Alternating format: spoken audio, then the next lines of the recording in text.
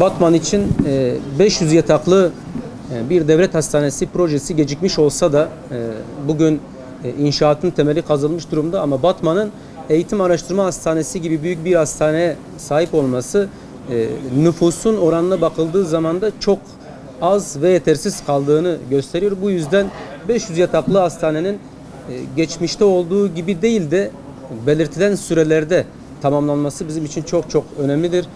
Batman için çok çok önemlidir. Sağlık yatırımlarının Batman için özellikle 500 yataklının dışında OTTM merkezi, bu konu zaten 2 yıllık bir süredir ve 2 yıldır da izni alınmasına rağmen hala ihale edilme aşamasını yeni bitirmiş bir durumdur.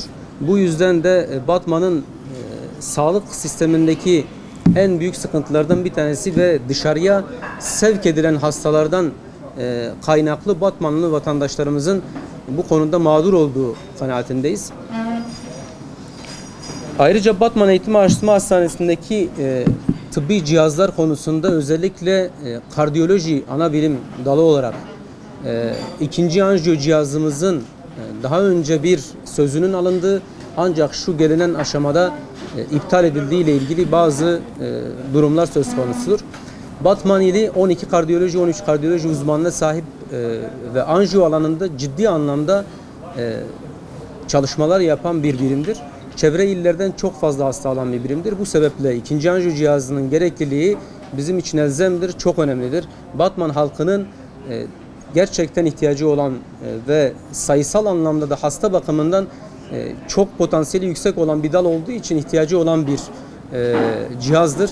Bunun takibini yapıyoruz. Onkolojik tanı tedavide de PET-CT ve radyoterapinin izni alınmıştı, biliyorsunuz. Daha önce siz de bunları takip ettiniz, ama 2 yıllık bir süre gerçekten çok uzun bir süre.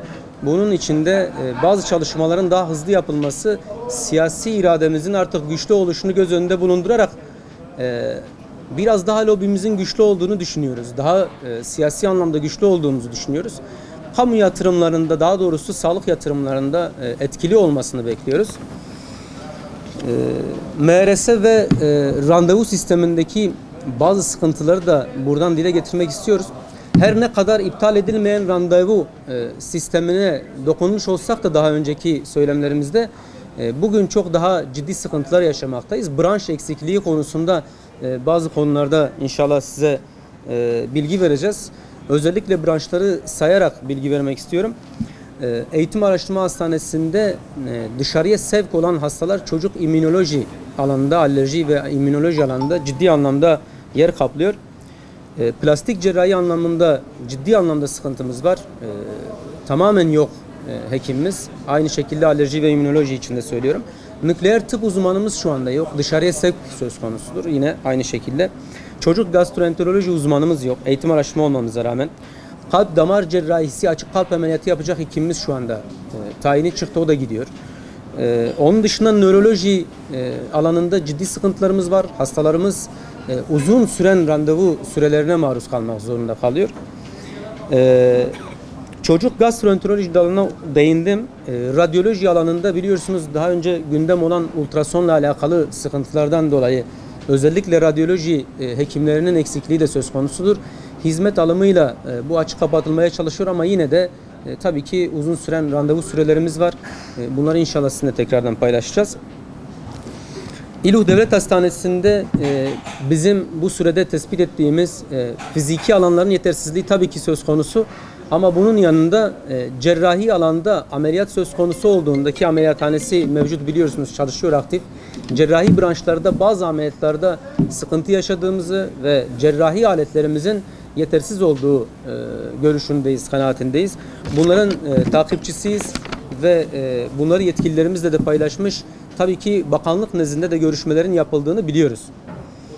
Beşir Devlet Hastanesi'nin binası biliyorsunuz değerli arkadaşlar, ASM olarak, aile sağlığı merkezi olarak yapıldı, ancak sonradan devlet hastanesine çevrildi. Şu anda ciddi anlamda fiziki konuda sıkıntılar yaşanmakta, yetersiz kalmakta, Beşir halkına yeteri kadar hizmet verememektedir. Bu sebeple poliklinik sayısı orada az olmak zorunda kalıyor.